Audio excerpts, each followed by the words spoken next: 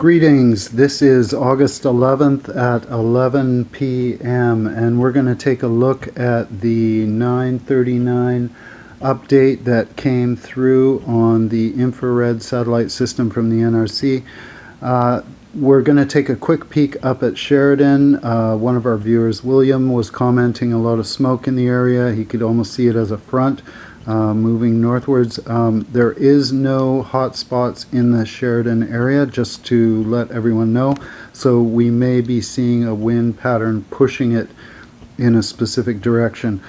This is the overview for the last 6 hours, updated at 9:39 p.m. PST, Pacific Standard Time. There's the last 12 hours included, and again we see those same areas of volatility that we updated in the last. However, I want to bring your attention to a lot of new flashpoints that are occurring within the existing fire perimeter. Here is a shot of the perimeter, and you will want to visit the links below to get the official count after they've had an opportunity to scan the perimeter and decide what's included and what's not. The figures are not changed. That's 144,289 hectares involved and 29,399 hotspots in our running total. Those may not be calculated yet. So the statistics have remained the same over the two infrared video updates.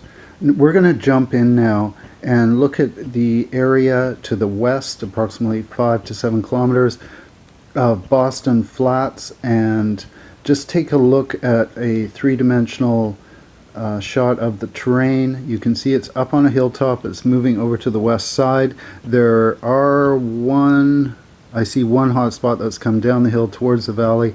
We are looking southeast of McLean. Here is a satellite overview of the area with the hotspots on top. You may not be able to see those. Do pause the screen if you need to. And that gives you an idea of the forestation and where these burns may be occurring. Now we are jumping to the southeast flank. Just to give you the same overview, we're seeing the activity over the last 24-hour period in the Cache Creek Hills. I see one outlier approaching Highway 1 in an area that's already in the perimeter. This is what the terrain looks like and why it may be difficult to stifle some of these troublesome spots.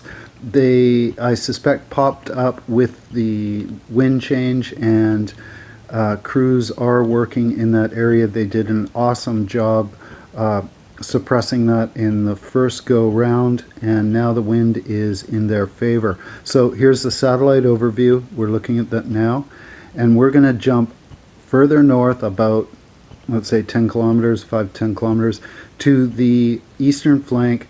This is what has been encroaching upon Deadman River.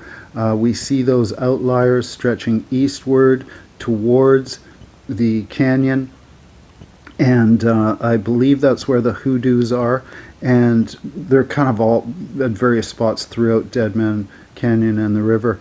We'll go to the satellite map and take a look at some of the cut blocks in the area.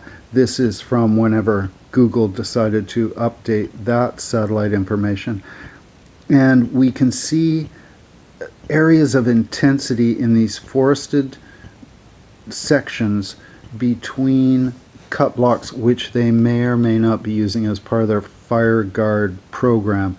So this is now looking at Loon Lake, and you can see these isolated flashpoints of volatility that are kind of popping up since we've had this wind shift, which may be bringing in fresh oxygen. However, I'm confident because I'm going to show you in the weather report, we're going to have some advantageous good weather. So the crews are monitoring this. They have extensive heat mapping utilities, and I've heard chatter that there is drones at work, or maybe soon introduced, to help map out where these volatile areas are. Now we're looking at the region northeast. This is southwest of Young Lake. I see a couple of outlying hotspots there. They've popped up in the 12-hour map. We talked about them last time. We're looking at approximately now, I'm saying 1.5 kilometers, you know, maybe 2 kilometers from Young Lake. So there's an encroachment. We're watching that. There are some forested areas in there that the fire is really striving to reach, and our crews have been just battling this, cutting fire guards. We've seen a lot of controlled infrared activity there.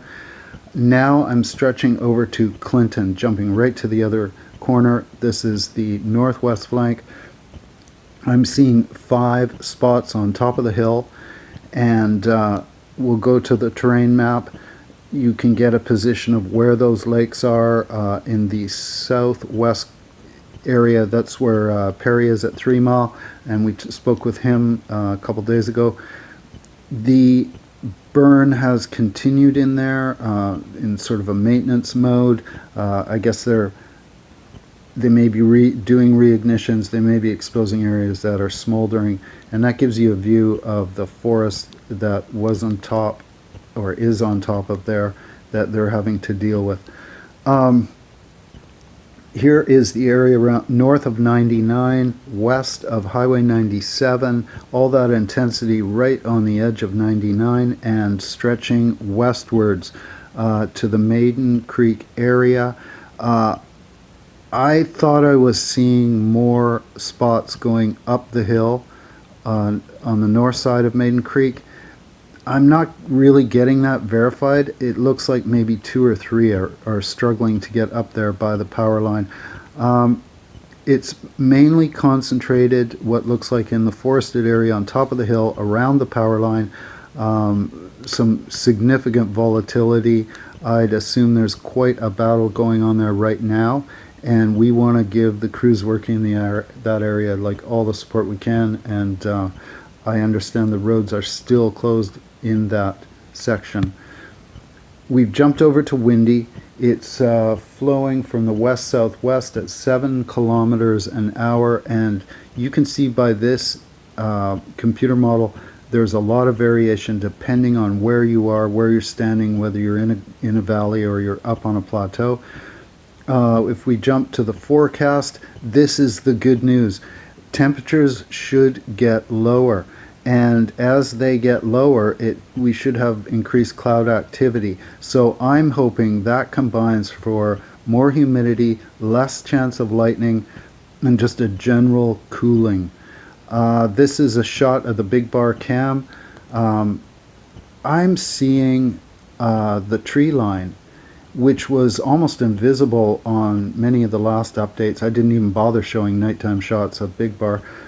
But now I'm seeing the tree line, and that's a sign that maybe this south breeze is bringing us a little bit of cooling, a little bit of cloud cover, and a little bit of fresh air, and you deserve some fresh air today. Thank you very much for watching and commenting. I do read them all, and I beg of you, please check those links and be sure you're up to date on all the bulletins. Be safe, everyone.